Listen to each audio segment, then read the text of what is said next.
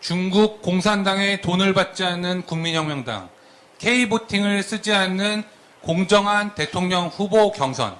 네, 곧바로 2부를 시작하도록 하겠습니다. 2부의 진행 방법에 대해서 간단하게 설명드리고 네, 바로 진행을 하도록 하겠습니다. 2부는 국민혁명당 선거관리위원회를 통해 준비된 공통 질문이 사전에 후보자들에게 고지되었습니다. 사전 질문에 대해서 각 후보에게 2분씩의 발언 기회를 드리고 모든 후보가 이에 답해 주시면 되겠습니다. 먼저 사전에 준비된 질문 4가지를 모두 시청자 그리고 또 당원 동지들께 말씀드리도록 하겠습니다. 첫 번째 질문입니다. 부정선거에 대한 입장 그리고 또 부정선거 예방을 위한 후보들의 각 입장을 말씀해 주시면 되겠습니다. 두 번째 질문입니다. 우파 후보 단일화 어떻게 봐야 하나? 두 번째 질문입니다. 세 번째, 문재인의 망적 부동산에 대한 대책은 무엇이며 국민혁명당의 공약인 기업형 도시 광역지자체에 건설하는 공약에 관련해서 이야기를 해주시면 되겠습니다. 다시 한번 세 번째 말씀드립니다. 문재인의 망적 부동산에 대한 대책 그리고 또 기업형 도시를 광역지자체에 건설하는 공약과 연계해서 말씀해 주시면 되겠습니다. 네 번째입니다. 기본소득에 열광하는 국민 정서에 대한 각 대선 후보의 입장을 말씀해 주시면 좋겠습니다. 네, 첫 번째 질문 바로 들어가도록 하겠습니다. 첫 번째 질문 다시 한번 말씀드립니다. 부정선거에 대한 입장 그리고 또 부정선거 예방을 위한 후보의 소견을 말씀해 주시면 되겠습니다. 이번에 순서는 구본철 후보님부터 진행을 하도록 하겠습니다. 구본철 후보님께 2분에 각 후보자별로 2분의 발언 기회를 드리도록 하겠습니다. 구본철 후보님 말씀해 주십시오. 네, 이 부정선거에 대해서 저의 입장은 분명합니다. 증거와 진실에 입각해서 우리가 판단하자. 그런데 지금까지 드러난 증거로는 충분합니다. 선관위가 저지른 증거도 충분하고 대법원이 6개월 안에 모든 선거재판을 마무리해야 함에도 불구하고 1년 2개월이 넘도록 시작도 하지 않고 있다가 그제서야 이제 시작한 대법원의 책임으로 봐서도 선거 부정은 부인할 수 없습니다. 이제 이 선거 부정은 3.15 부정선거 이후에 최대로 터져나왔기 때문에 이 문제는 정권의 안위가 걸린 문제이기도 합니다. 따라서 정권은 무슨 수를 쓰든 간에 부정선거를 덮으려 할 겁니다. 대법원과 선관위를 동원해서. 따라서 그에 대한 우리의 이를 밝히기 위한 투쟁의 강도도 처절해야 할 겁니다.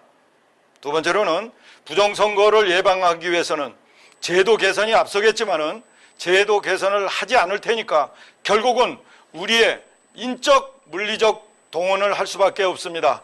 이번에 국민혁명당이 주관해서 만든 클린선거 시민행동이 그 주관이 될 거고 결국은 우리가 대선에 직접 참여함으로써 그거에 대한 이해타산 자격으로도 이 문제를 엄격하게 관리해야 합니다. 뿐만 아니고 대통령 선거도 끝나고 나서 취임까지 2개월의 기간이 있습니다. 이 2개월 기간 안에 대통령 선거 부정 문제를 명확하게 밝힌 후에 대통령 승인을 받도록 취임하도록 조건을 거는 것도 그리고 후보 간에 협의를 하는 것도 필요하다고 생각합니다. 네, 부정선거에 대한 입장과 부정선거 예방을 위한 후보 입장 이어서 이명규 후보 발언 있도록 하겠습니다. 2분간 발표하면 되는 것이죠? 네, 2분간. 네, 두 가지 질문에 대해서 다 2분간 발표해 주시면 됩니다. 부정선거에 대한 입장을 설명드리겠습니다. 당원 동지 여러분, 그 부정선거 문제는 간단하게 보실 수 있는 문제가 아니고요. 북한과 중국의 대한민국에 대한 통제 수단의 하나로서 악용되고 있습니다. 실제로 그 4.15 부정선거는 지금 명확한 증거들이 있습니다. 가장 간단한 예를 들면 한여름에 눈이 내린 일이 10년간 계속됐다라는 상황과 비슷합니다. 그런 일이 있으면 뭔가 잘못된 것이겠죠. 지구의 대기 순환이나 또는 이 대한계 운행 시스템에 뭔가 문제가 있다는 뜻이겠죠. 그런 일이 4.15 부정선거에서 벌어졌습니다. 그래서 그 원인을 찾고 밝히자. 도대체 누가 이런 짓을 했고 어떤 경위로 이루어졌는가라고 밝히자라고 하는 것이 우리 국민혁명당의 주장입니다. 그리고 국민혁명당이 지난 4.15 부정선거의 가장 큰 피해자이기도 합니다. 실제로 정당 비례투표제에서 저희들이 추산하기로 약 500만 표 이상의 표를 도둑맞았다고 보고 있습니다. 그 500만 표는 실제로 국회의원 수로 따지면 5에서 6명의 국회의원이 됩니다. 만일 국민혁명당에서 5에서 6명의 국회의원을 갖는 원내 정당으로 진입했다면 지금 대한민국이 이렇게 브레이크 없이 추락하는 나락으로 떠들어가는 상황은 막을 수 있었을 것입니다. 저들은 싸우는 정당, 싸우는 정치인이 원내에 들어오는 걸 원치 않았기 때문에 4.15 부정선거를 저지른 것이 확실합니다. 그리고 지금 대선 국면에 다시 왔습니다. 4.15 부정선거는 전혀 진상이 규명되지 않고 있습니다. 국민혁명당의 선거소송에서는 대법관이라는 자가 재판 도중에 도망가는 사건까지 벌어졌습니다. 사법 소유의 사건이 벌어졌죠.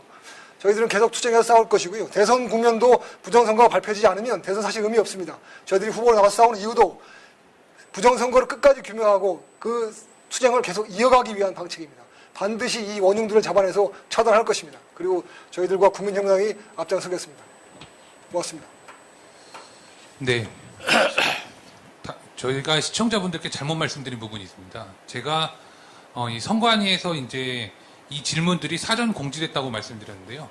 그렇지 않습니다. 그렇죠. 지금 후보자님께서 발표하시는 저 발언은 지금 즉답 진행하는 것입니다. 그러니까 충분히 이런 정도의 역량을 갖추신 분들이 우리 국민혁명당의 후보로 나와주셨다. 이렇게 감안하고 들어주시면 좋겠습니다. 네, 다시 한번 공통질문 말씀드립니다. 부정선거에 대한 입장 그리고 부정선거 예방을 위한 후보의 입장. 네, 이어서 고영일 후보의 발언을 듣도록 하겠습니다. 예, 사실 그 253개 지역구 전체에 대해서 기독자의 통일당이 부정선거라는 이유로 선거 무효 소송을 제기한 바 있습니다. 스탈린이 얘기했습니다. 선거가 중요한 게 아니라 선거를 개수하는 사람이 중요하다고. 현재 중앙선관위에 의해서 4.15 총선 결과가 여러분들 많이 유튜브를 통해서 보셨듯이 국민의 힘과 그리고 더불어민주당의 득표 비율이 36대 63 일치하고 있습니다. 이런 확률이 나올 확률이 몇 번 되겠습니다. 몇 번 정도 일어나겠습니까? 결국 확률과 통계는 거짓말을 하지 않습니다. 그래서 이건 과학적으로 나올 수 없는 그런 결과들이 나왔기 때문에 명백한 부정선거의 증거가 되고, 또 하나는 100곳이 넘는 곳에서 기독자의 통일당, 우리 국민혁명당의 전신이죠. 한 표도 안 나온 곳이 100여 군데가 넘습니다. 그래서 이런 부분들이 결국은 우리가 부정선거의 증거로 우리가 인정한다는 것입니다. 이 부정선거가 이루어진 그 주된 원인은 사전선거 때문에 그렇습니다. 사전선거에서는 선거관리관이 공직선거법에서는 직접 도장을 찍도록 되어 있는데 중앙선관위 규칙으로 인쇄에 가름할 수 있다고 되어 있기 때문에 이 몇 장이 인쇄됐는지를 체크하는 이런 제도가 없습니다. 그래서 이 부분에 대해서 반드시 사전선거를 폐지하거나 만약에 존치한다면 날인을 반드시 사전선거 관리관이 직접 도장을 찍도록 해야 되고, 그리고 180일 이내에 공직선거법에서 부정선거를 해야 된다는 부분에서 위반했을 경우에 법관을 처벌하는 규정을 두면 부정선거 문제는 없어질 것이라고 저는 생각합니다. 예. 네, 고영일 후보님 말씀 잘 들었습니다. 부정선거에 대한 입장과 부정선거 예방을 위한 후보 입장, 이어서 김경재 후보님 말씀 읽도록 하겠습니다. 예, 작년 4.15 부정선거가 불법 부정선거였다는 것을 제가 최초로 폭로했습니다. 4월 15일 이후 72시간 후에 사랑제일교회 연설에서 이번 부정선거의 사전투표가 63대 36이라는 것을 제가 대한민국에서 최초로 얘기했습니다. 그것은 제보에 의해서 받은 겁니다. 만약에 그거 틀렸다면 벌써 제 잡아갔겠죠. 그런데 이 문제에 대해서 아무도 신경을 쓰지 않아요. 그런데 최근에 대통령이 나왔다는 황모 후보가 이제 들고 나와요. 근데 이제는 좀 늦었습니다. 지금 우리는 부정선거를 파헤치는 문제하고 대통령 선거를 확실하게 하는 이 두 개가 상호 보완적인 것처럼 보이지만 상호 배타적이에요. 부정선거 너무 많이 세우면 대통령 선거가 희석돼 버립니다. 그래서 지금 이건 절차에 전략적 선호가 필요한데 우선은 제가 국민혁명당 후보로 지명된다면 우선 야당의 국민의힘과 같이 부정선거의 조사에 임해야 합니다. 투표기, 개표기, 그리고 기계를 한꺼번에 조사해야 됩니다. 그래서 다시는 그런 일이 벌어지지 않도록 하고 지금 부정선거관리, 중앙선거관리위원장이 누굽니까? 노정희 대법관이죠. 그 양반 제게 엉뚱하게 박근혜 대통령 탄핵 잘못했다고 제가 연설한 거 가지고 저한테 2년 집행유예 때린 사람이에요. 요새 그 대장동에서 돈 모았다고 의혹 받고 있는 권순일 그 사람도 중앙선거관리위원회예요. 대한민국의 중앙선거관리위원회를 신뢰할 수가 없어요. 그러니까 우리는 반드시 힘으로 우리 투표를 지키고 그리고 개표할 때 반드시 현장에 가서 그 사람들이 겁을 먹어서 부정을 하지 못하도록 하는 것이 최선의 방법이라고 생각합니다. 네, 네 분 후보님의 말씀 모두 잘 들었습니다. 자, 다시 한번 말씀드리지만 국민혁명당은 대한민국 정당으로 유일하게 선거 무효 소송을 제기한 정당입니다. 그리고 또 지금 여러분들께서 그리고 또 당원들께서 보신 것처럼 네 분의 후보자 모두 부정선거의 진실을 밝히기를 원하시고 향후에 반드시 부정선거를 예방할 수 있는 시스템이 구축되어야 된다라는 구체적인 방법까지 생각하고 계시다라는 점을 당원 여러분들께서 확실히 아시게 되었을 거라고 생각합니다. 두 번째 질문입니다. 계속해서 어려운 질문들이 이어지는데요. 예, 두 번째 질문. 우파 후보 단일화를 요구하는 목소리가 있다면 아니면 이와 같은 움직임이 있다면 우리 국민혁명당 경선의 대통령 선거 예비후보로 나오신 후보자님들의 이에 대한 견해는 무엇인지 이것에 대해서 이번에는 김경재 후보님부터 2분 발언 시작하도록 하겠습니다. 말씀해 주십시오.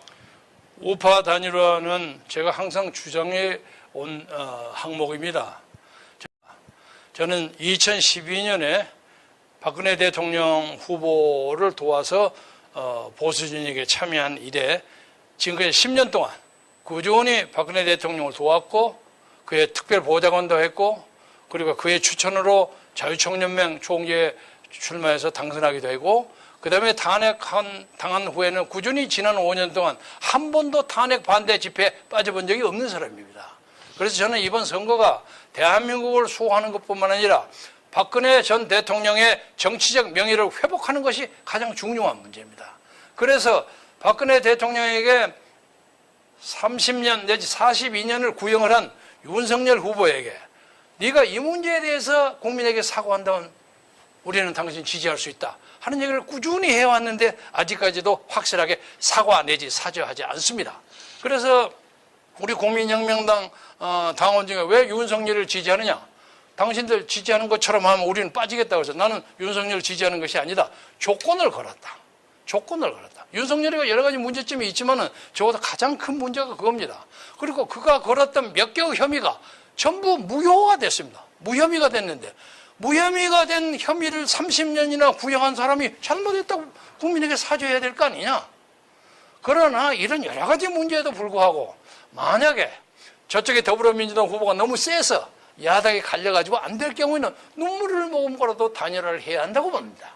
그런데 지금 보아서 국민의힘이 워낙 요새 인기가 떨어져가지고 중심축이 우리 국민혁명당으로 돌아온다고 객관적으로 보아집니다. 따라서 오늘 우리 네 사람 중에 누가 지명을 받으면 단일화에서도 반드시 이길 수 있고 그리고 국민의힘과 같이 자유 공동 정부를 만들어서 우리 이기면 우리가 대통령 후보 나오고 그쪽 국무총리 시키는 그런 식의 정책을 하는 것이 반드시 필요하다고 생각합니다.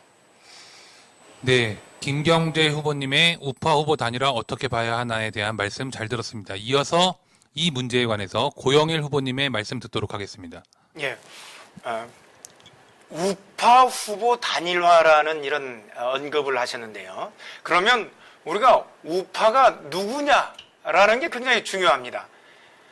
지금 많은 사람들이 국민혁명당을 우파로 분열시킨다라고 이런 얘기를 하고 있는데, 국민혁명당과 함께 다른 정당 국민의힘이 우파라는 얘기인데, 국민의힘은 2009년에 한나라당 시절에 이미 중국 공산당과 MOU를 그 정책 협약을 체결했고, 국민의힘의 싱크탱크인 여의도 연구원 거기와 2015년도에 또 마찬가지로 정책 협약을 체결했습니다. 즉 중국 공산당의 정책 1대1로에 적극적으로 협력한다는 이런 정책 협약들을 체결했는데, 과연 중국 공산당과 정책 협약을 체결해서 중국 공산당에 대해서 대한민국이 파기할 수 없는 협약을 체결해서 계속 끌려가는데, 중국 공산당에 노라고 할 수 없는 정당은 중국 공산당의 이중대밖에 될 수 없습니다. 그래서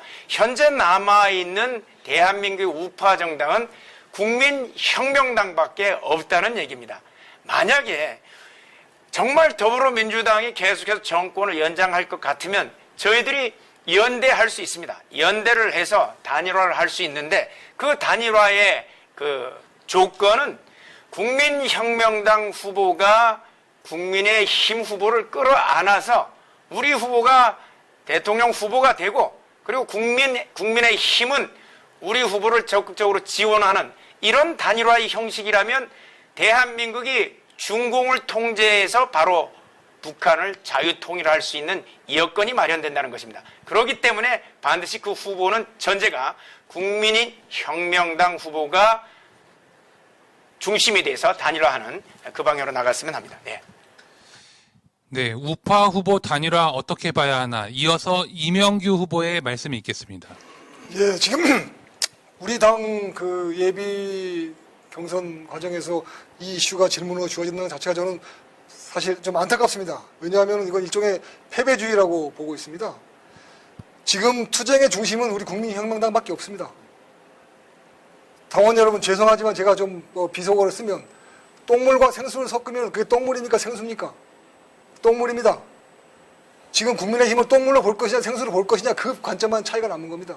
지금 국민의힘을 똥물이라고 보지 않을 우리 당원 동지 여러분 계십니까? 없다고 생각합니다.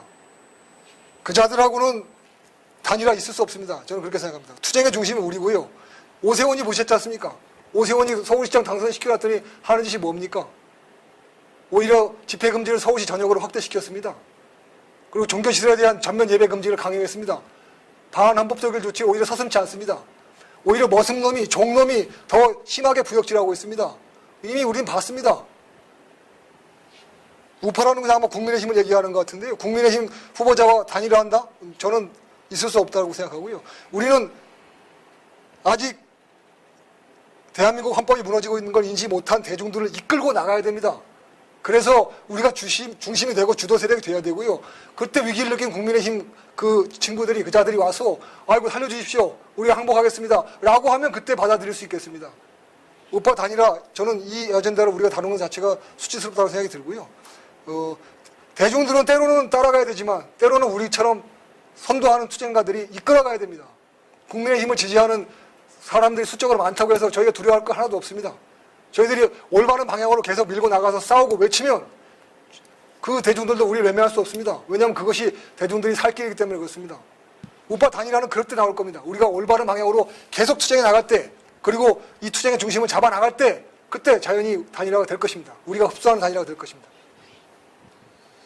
네, 다시 한번 말씀드립니다. 우파 후보 단일화 어떻게 봐야 하나, 구본철 후보님의 말씀을 듣도록 하겠습니다. 이번에 대장동 사건을 보면은 우리가 너무나 명백히 알 수 있습니다. 여야 구분 없고 현재 정치인들이 모두 연관된 당군 일의 부동산 스캔들로 발전하고 있습니다. 아마도 정치권이 덮을 겁니다. 국민 여러분이 열어 제쳐야 합니다. 자, 이런 정당에다가 민주당 나라 팔아먹었습니다. 나라 말아먹고 있습니다. 민주당을 포기하고 이제 여러분 자기 스스로 머리를 깨고 자해하고 이런 정당인 국민의힘을 또 선택하고 의지하시겠습니까? 그렇게 하시니까 정치권이, 정치인들이 국민 무섭기를 길고양이만도 못하게 하는 겁니다. 이번에 다 바꾸십시오. 완전히 바꿔보십시오. 그러면 정치인들이 국민을 두려워할 겁니다. 그래서 정권 교체의 목표는 우리 우파가 아니라 정말 자유민주주의와 시장경제를 원하는 사람들은 다 찬성합니다. 그걸 위해서 이제 정당도 교체해 주시고 후보도 교체해 주십시오. 우리 혁명당이, 우리 이 네 사람이 한 몸이 돼서 국민 여러분이 원하는 거, 안타까워하는 거, 고통스러워하는 거 다 해결하겠습니다. 네. 구본철 후보님 말씀하셨고, 예, 박수를 치시는 후보님도 계셨습니다. 네, 이 문제는 사실, 저희가 질문을 잘못한 것 같습니다, 사실. 예. 이런 걸 보통 문제를 출제 오류라고 하는데요. 우파 후보 단일화라고 얘기를 하면서 사실은 우파에 대한 개념 정의가 사실 선행됐어야 되는데 그 문제가 전혀 해결되지 않았지만, 이 부분에 대해서 시청자분들이나 아니면 후보님들께서 모두 국민의힘이나 이러한 정당, 기성 정당과의 단일화 문제를 언급하시면서 그 전제에서 발언을 하신 것 같습니다. 네, 이어서 세 번째 질문으로 넘어가도록 하겠습니다. 자, 세 번째 질문 있는 그대로 먼저 읽어드리겠습니다. 문재인의 망적, 잘못한 업적이죠. 부동산, 대표적인 망적입니다. 부동산에 대한 후보들의 대책, 그리고 또 국민혁명당의 공약 중 하나입니다. 기업형 도시를 광역지자체에 건설하겠다는 이 건설 공약과 연계해서 말씀해 주시기 바랍니다. 연계라는 부분은 연계가 필요하다고 생각을 하시면 말씀을 해주시고 더 좋은 대책이 있다고 하면은 다른 대책부터 같이 말씀을 해주시면 좋겠습니다. 이번에 순서는 고영일 후보님부터 좀 진행을 하고자 하는데요. 준비되셨습니까? 네, 고영일 후보님께 2분 발언 드리도록 하겠습니다. 시작하십시오. 일단 그 문재인 정권이 들어오면서 이 사회주의화 경향으로 가는 이 대표적인 정책이 부동산 정책입니다. 그 전에 법무부 장관을 했던 추미애 장관 역시 토지 공개념, 국가의 토지 소유를 계속해서 부동산의 소유를 주장했는데 이 방향으로 흘러가기 위해서 이들이 쓰는 정책이 바로 국민들로 하여금 부동산을 소유하지 못하게 하는 정책이었습니다. 대표적인 것이 11억이 넘는, 중간에 더 낮았었죠. 11억이 넘는 부동산에 대해서는 11억이 넘는 부동산을 가진 사람은 다 나쁜 놈, 부자들, 때려잡아야 될 존재로 생각해서 종부세를 부과해버리고 국민을 편가르기를 해버린 것이죠. 두 번째는 담보대출 비율을 확 줄여버렸습니다. 50% 내지 60%만 담보대출을 받아서 제1금융권에서 싼 이자를 받아서 집을 사지 못하게 만들었습니다. 그러니까 국민들은 캐피탈이라든가 제2금융권으로 가서 굉장히 비싼 이자를 가지고 이 부동산을 사게 하는, 실질적으로 재산권에 대해서 철저한 규제를 통해서 이 국민들로 하여금 부동산을 소유하지 못하고 국가가 부동산을 가져가는 구조로 만들었는데 이 부분은 국민의 재산권에 대한 본질적인 침해입니다. 20억을 가진 국민들도 담보대출 비율은 생활자금은 1억밖에 안 되는 거예요. 현재 여러분들 가보시면 알 겁니다. 재산권은 헌법상 보장된 건데 자신들 마음껏 행정명령을 가지고 담보대출 규제를 통해서 이렇게 하고 있는데 이 부분에 대해서는 저희들이 다 풀어버릴 겁니다. 재산권의 본질적인 행사를 우리 국민들이 마음껏 행사할 수 있도록, 그리고 종부세 부분도 궁극적으로는 폐지해야 될 대상이라고 저는 생각하고 있습니다. 네, 고영일 후보님 말씀 잘 들었습니다. 자, 이 지금 질문에 대해서 이 배경을 혹시라도 우리 당원들께서는 다 아시겠지만 혹시라도 모르실까봐 소개를 드립니다. 국민혁명당의 12대 공약 5번째 연 경제 성장률 7%를 달성하여 세계 G2 국가로 나아간다라는 부분이 있습니다. 이 세부 정책으로서 기업형 도시를 광역 지자체에 건설하는 공약이 있습니다. 이것은 매우 현실적이고도 필요한 내용입니다. 그래서 국민혁명당의 공약 내용 중에 하나이기 때문에 문재인의 망적과 연관해서 후보님들의 말씀을 듣고 있는 것입니다. 이어서 이명규 후보님의 말씀을 듣도록 하겠습니다. 두 번째 질문에 대해서 당원 동지 여러분께 보고 드리겠습니다. 지금 그 문재인 정권의 부동산 대책은 뭐 대책이라고 할 것도 없고요. 그때 그냥 대증적으로 나왔고요. 기본적으로는 국민들이 주택 소유를 통해서 생활의 안정을 갖는 것 자체를 반대하고 있는 자들입니다. 그래서 나왔는데 구체적인 그 부동산 시장의 통제 정책은 거래를 직접 제한하는 방향이 있고요. 그다음에 세금을 통한 억제 정책이 있고요. 그다음에 자금, 그 파이낸스를 조절해서 취득 자금을 통제하는 그런 방향 세 가지 정책으로 이루어지고 있습니다. 그러나 이러한 통제 정책의 기본적인 뒤에는 내가 시장을 이길 수 있다, 시장을 내 마음대로 할 수 있다라는 북한식 통제 마인드가 깔려 있는 겁니다. 북한에서는 뭐 아까 보고 드린 것처럼 영화의 주인공이 어떠해야 한다는까지 김일성이라는 자가 정하기 때문에 시장도 당연히 없죠. 김정은이가 정하는 게 시장이니까요. 그렇기 때문에 이런 발상이 나올 수가 있는 겁니다. 지금 우리나라 부동산 시장은 시장에 맡겨놓으면 됩니다. 멀쩡한 시장을 뒤통수 때려 눕힌 다음에 수갑을 채워서 침대에 묶어놓고 강제로 산소호흡기 꽂고 그다음에 수액을 꽂아놓는 거가 지금 마찬가지입니다. 다 걷어내면 됩니다. 그걸 다시 자발 호흡할 수 있도록 살려만 주면 됩니다. 정부는 그냥 그 과정을 모니터만 하고 있으면 됩니다. 우리 국민혁명당 그렇게 할 것입니다. 지금은 알고 계시다시피 집 한 채 있으면 팔지도 못합니다. 세금 때문에.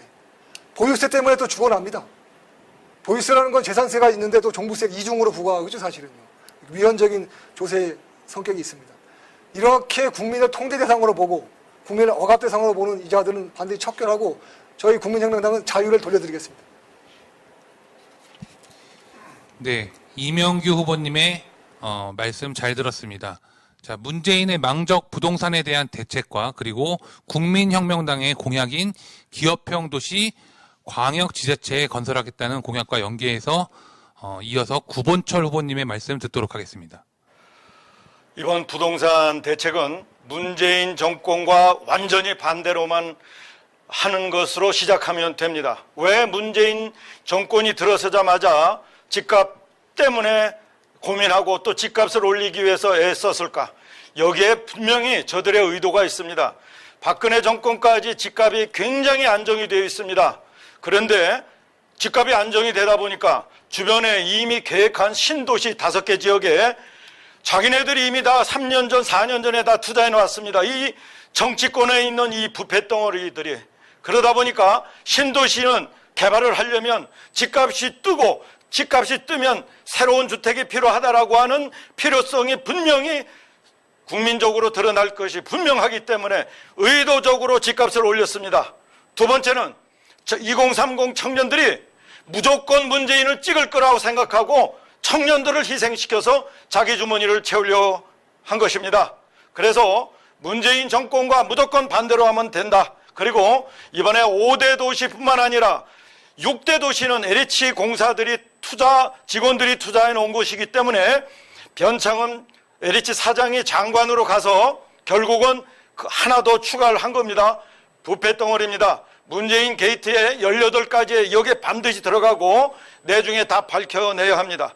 광역체, 지자체, 기업형은 광역체로 가려면 기초지자체 선거를 폐지해야 합니다. 기업형 모든 후보들이 기업을 유치하겠다고 합니다. 따라서 지금 지자체의 공약은 모두 기업형 도시를 공약하고자 합니다. 그런데 지금 지역의 공약은 전부 지역균형 발전입니다. 저는 이제부터 지역균형 발전을 폐기하고 지역주도 성장, 지역주도 발전이라고 해서 잘하는 지자체에게 더 많은 투자를 하는 새마을 정신을 살리겠습니다. 네, 구본철 후보님 말씀 잘 들었습니다. 이어서 문재인의 망적 부동산에 대한 대책과 국민혁명당의 공약, 기업형 도시 광역지자체에 건설하겠다는 공약과 연계해서 김경재 후보님의 말씀이 있겠습니다. 혹시 여러분 기회가 되신다면 김경재 방송에 이 문제에 대해서 제가 길게 얘기한 게 있습니다. 봐주시길 바랍니다. 제 기본적인 발상은 역사가 인간의 의식주에서 시작합니다. 맨 처음 아담과 이브가 에덴 동산에서 살다가 처음에 필요한 것이 부끄러운 것을 가리는 거 아닙니까? 그것이 의입니다. 옷이라는 것은 예절과 예의를 상징하고 또 변하는 기후에 대해서 자기 몸을 보호하자는 것이 의고, 그 다음에 먹거리예요. 먹거리는 당시에 열매도 따먹고 강가에 가서 고기도 잡아먹고 했지만 이거 아주 부족하거든요. 그래서 짐승도 잡고 외적을 침입해서 잡아 채우기도 하고. 그러나 이 먹는 것은 먹거리는 적당히 해결이 됐습니다. 문제는 사는 집입니다. 그래서 이 집이 현대인의 필수 불가결의 요소가 됐습니다. 그런데 문재인 정부는 25번의 대책을 냈습니다. 전부 실패했습니다.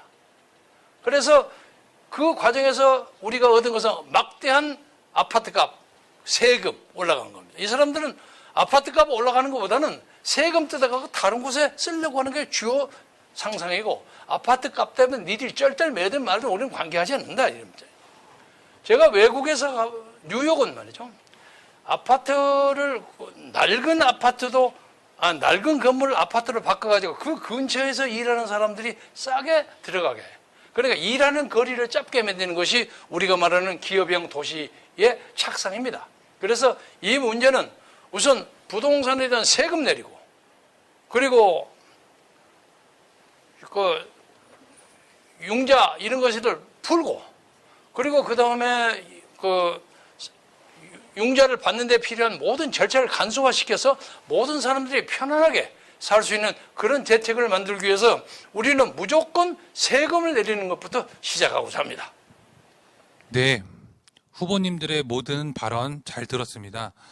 자, 국민들께서 혹시라도 모르고 계실 수 있습니다. 국민혁명당의 공약 중에는 오로지 사상적인 이야기만 있다. 그렇지 않습니다.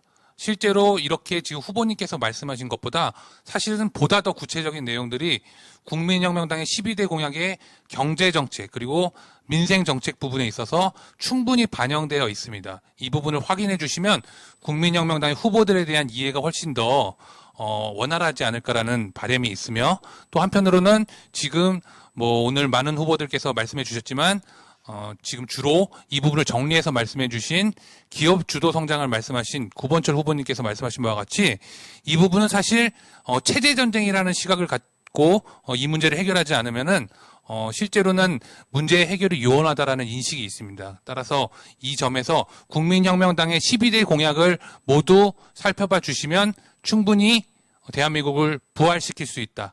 이 점을 다시 한번 말씀드리고 네 번째 질문으로 넘어가도록 하겠습니다. 네 번째 질문입니다. 현재 우리나라 국민들 아니면 대다수의 정서일 수도 있습니다.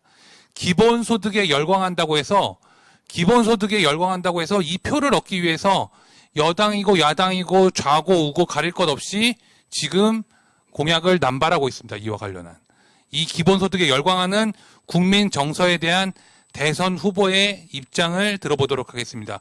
첫 번째 김경재 후보님부터 말씀 듣도록 하겠습니다.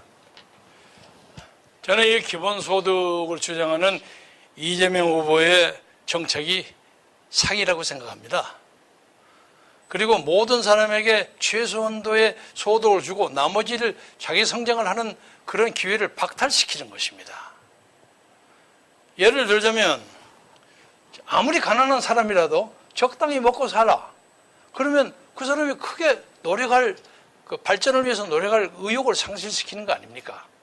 그래서 그걸 가지고 다 모아가지고 국민을 체제 동원의 유지의 그 수단으로 동원하고 그렇게 만든 것이 오늘날 대장동처럼 모든 사람이 도둑놈을 만드는, 일본말로 써서 미안합니다만 민나 도로보데스, 모든 사람을 도둑놈으로 만드는 그런 사회를 만들자는 것입니다. 이건 사기입니다. 그래서 이 문제를 깨기 위해서는 어떤 경우가 되더라도 더불어민주당 세력에게 다시 정권을 주면 이 나라에게는 패망밖에 없습니다. 우리 당이 아니면 차라리 다른 당이라도 야당이 잡아야 합니다.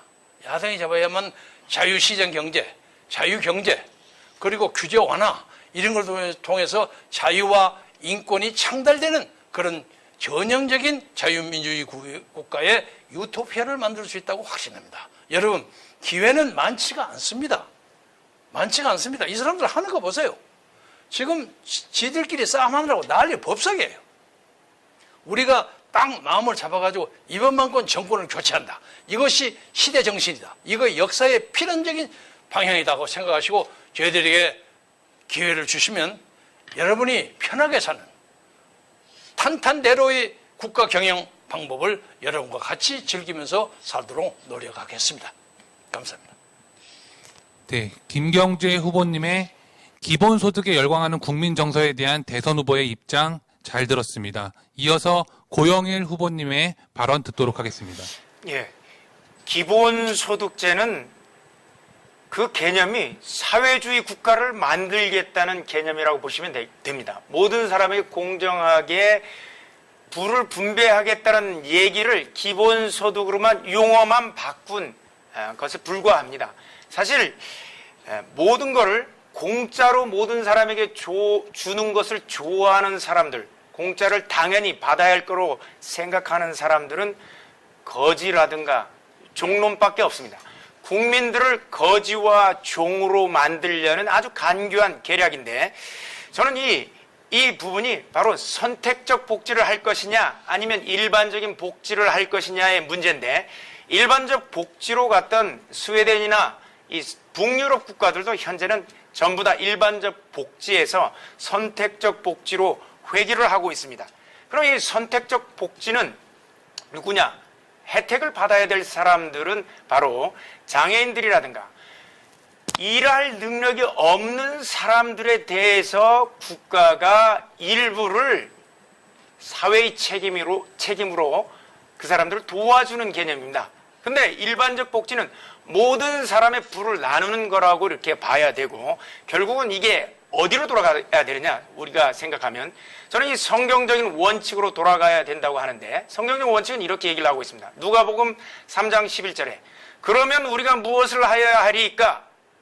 가로되 옷 2벌 있는 자는 옷 없는 자에게 나눠줄 것이요 먹을 것이 있는 자도 그렇게 할 것이니라. 부자 것을 빼앗아 가난한 자들에게 나눠주라는 게 아니라 옷 2벌 있는 자, 먹을 것이 있는 자, 그들은 그럴 일할 능력이 없는 사람들을 도와주라는 얘기야.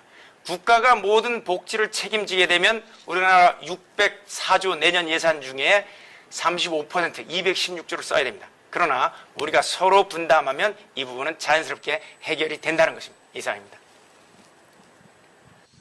네, 고영일 후보자님 말씀 잘 들었습니다. 이어서 기본소득에 열광하는 국민 정서에 대한 대선 후보의 입장, 이명규 후보 말씀 듣도록 하겠습니다. 당원 동지 여러분, 질문에 대해서 답변 올리겠습니다. 지금 그 기본소득에 열광하는 청년들의 입장은 제가 이해가 됩니다. 왜냐하면 청년 취업이 봉쇄되어 있기 때문입니다. 취업을 봉쇄시킨 자가 누구입니까? 바로 문재인입니다. 문재인 정권입니다. 기업의 활동을 옥죄고 최저임금을 높여서 생산활동의 코스트를 높여놨기 때문에 일자리가 없습니다. 그래놓고 기본소득을 주겠다고 얘기를 하고 있습니다. 기본소득을 주겠다는 기본 생각은 뭐냐 하면은 우리를 자율적으로 움직이는 주인이 아니라 종으로, 노예로, 머슴으로 만들겠다는 겁니다. 자유시민에 대한 이념적, 사상적 중대한 모독이 아닐 수가 없습니다.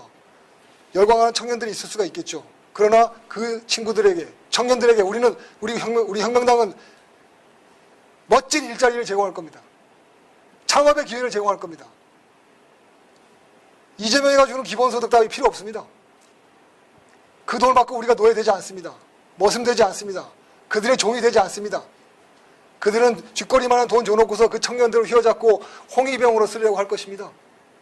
홍위병을 써서 지들 마음대로 이리 부리고 저리 부리고 하려고 할 것입니다. 중국 공산당 역사에 나오는 홍위병이 아마 그렇게 다시 지금 재현시키려고 그들의 계획 속에 들어가 있을 것입니다. 자유시민에 대한 모독이라는 점을 다시 한번 강조드립니다. 존경하는 국민 여러분, 그리고 존경하는 당원 동지 여러분, 이 문제에 대해서는 결연한 입장을 가져야 됩니다. 우리는 결단코 겨봐야 됩니다. 그리고 이재명이가 지르게 하는 말 있지 않습니까? 설계자다. 지가 대장동을 설계했다. 기본소득을 설계하면서 아마 기본소득을 배분하는 방식에서 분명히 이익을 얻는 자가 또 나올 것입니다. 그 자들이 누구겠습니까? 청년들이겠습니까? 보나마나 그 주변에 있는 부역자들이겠죠. 이념적으로 우리 국민들, 청년들을 오염시키고 멸망시키고, 그리고 실체적으로는 이재명과 그 붙어있는 부역 세력들에게 이득을 주는 그런 제도가 될 것입니다. 우리는 결단코 거부하고 저항하고 싸우겠습니다. 네, 이명규 후보님의 말씀 잘 들었습니다. 마지막으로 네 번째 질문 마지막이기 때문에 이게 마지막입니다. 네, 기본소득에 열광하는 국민 정서에 대한 대선 후보의 입장 구본철 후보로부터 들어보겠습니다. 사랑하는 우리의 자녀 같은 청년 여러분, 이재명이든 민주당이든 여러분에게 주머니에 10,000원짜리 10개 10만 원을 기본소득으로 꽂아준다면 우리 국민혁명당은 여러분에게 취업 합격 통지서 10개씩을 여러분 주머니에 꽂아드리겠습니다. 이재명은 지금까지 이렇게 얘기합니다. 적게 난 사람들에게 많이 주고 많이 낸 사람들에게 더 많이 주겠다.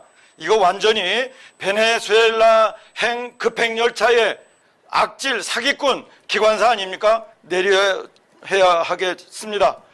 우리는 세금의 영광을 얘기합니다. 이자는 세금의 저주를 얘기하고 있습니다. 여러분, 지금까지 일시적인 어려움 때문에 세금의 정말로 도움으로 위험을 극복하는 분들이 있습니다. 자, 이런 분들의 지금 돌아가는 여러 가지 혜택이 이 기본소득으로 인해서 제로로 처음서부터 다시 시작한다는 것을 여러분 꼭 알아주셔야 됩니다. 그게 대상자는 이렇습니다. 소득공제 등 각종 세금 감면을 받는 분들, 기초연금을 받는 우리 어르신들, 아동수당을 받는 우리 부모들, 기초생활보장 생계비어 급여를 받는 분들, 일자리 안정자금을 받는 분들, 청년 내일 체험 공채 혜택을 받는 분들, 두루누리 지원 사업을 혜택을 보는 분들, 국민취업제도 즉 실업부조를 받는 분들, 근로장학금을 받는 분들, 유료 보조금을 받는 분들 등 총 100조 원에 달하는 이 모든 것을 뭉뚱그려서 누가 더 얼마나 혜택을 가는지 국민 여러분, 그리고 일시적으로 어려움을 겪는 여러분 꼭 판단해 주십시오. 국민 여러분이 여러분의 뜻대로 하겠습니다. 네, 마지막으로 구본철 후보님의 말씀을 잘 듣고 오늘 2차 집단 토론 형식으로 경선 후보 단체 토론회가 진행됐습니다. 아까 전에도 말씀드렸습니다만 후보자님들보다 제가 더 긴장을 해서 오늘 실수가 좀 많았던 것 같습니다. 그렇지만 사회자의 그 미숙한 진행에도 불구하고 정견을 아주 충실하게 발표해 주시고 활발한 토론을 이끌어 나가면서 국민혁명당 대선 후보 경선 이것에 대해서 이해를 시킬 수 있는 장이 되었다라고 나름대로 평가하고 싶습니다.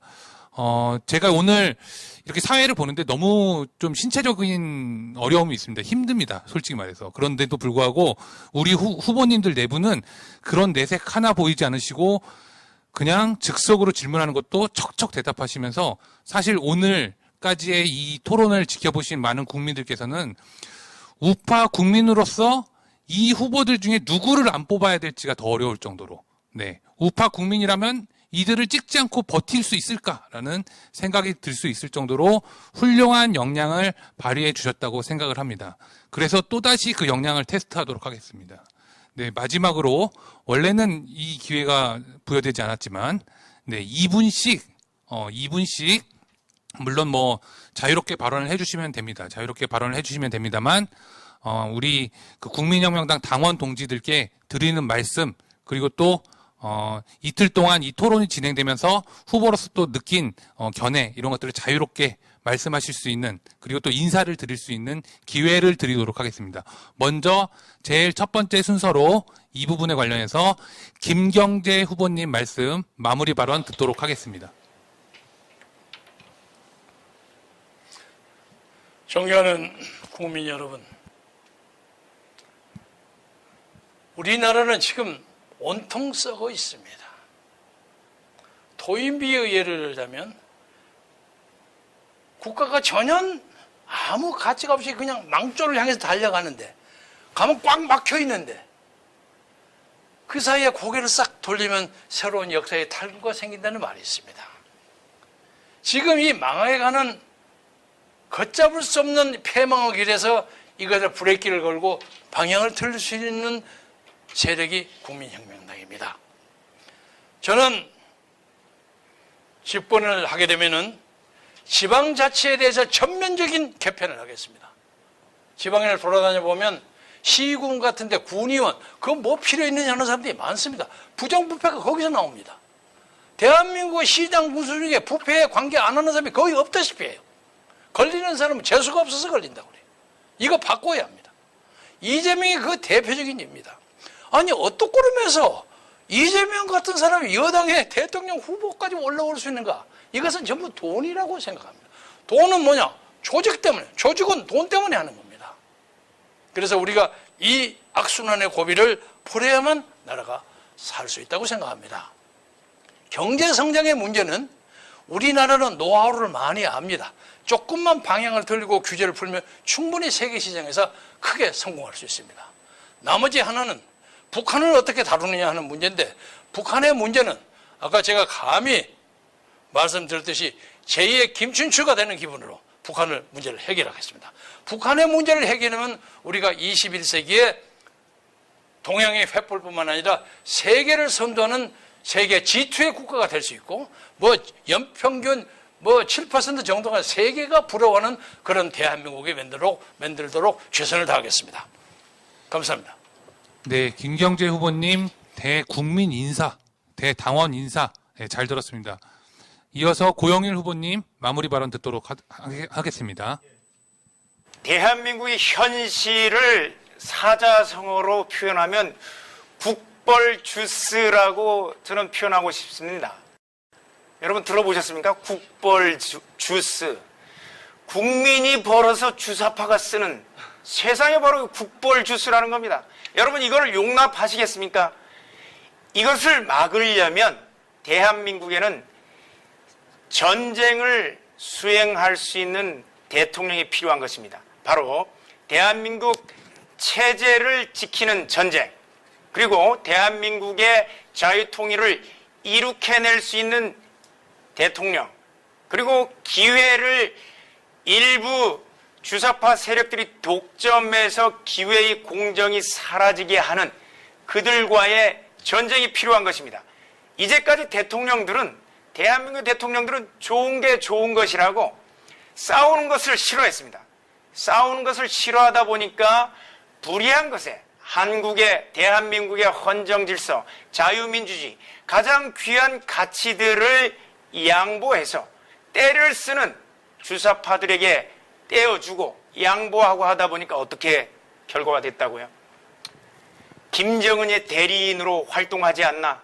중공의 대리인으로 활동하지 않나? 국민은 열심히 버는데 주사파가 그 돈은 쓰고 있지 않나? 화천대유 같은 사건이 일어났던 것입니다. 대한민국의 대통령, 국민을 위해서 싸울 수 있는 대통령, 국벌국스가 되게 하는 대통령, 국민이 벌어서 국민이 써야지, 국벌국스가 되게 하는 대통령이 우리 국민혁명당에서 반드시 나오게 될 것입니다. 그 사람은 여러분들이 잘 알고 계시는 그 사람입니다. 감사합니다. 네, 고영일 후보님 마무리 인사 잘 들었습니다. 네, 이어서 이명규 후보님의 마무리 발언 듣도록 하겠습니다. 다시 한번 인사를 드리고 하겠습니다. 좀 잘 좀 봐주십시오. 존경하는 국민 여러분, 그리고 존경하는 당원 동지 여러분, 이 어려운 시대에, 이 혼란한 시대에, 이 오염된 시대에 국민혁명당과 함께해 주셔서 진심으로 감사드립니다. 만약에 저 혼자 있었다면 얼마나 외롭고 두려웠을까 생각이 듭니다.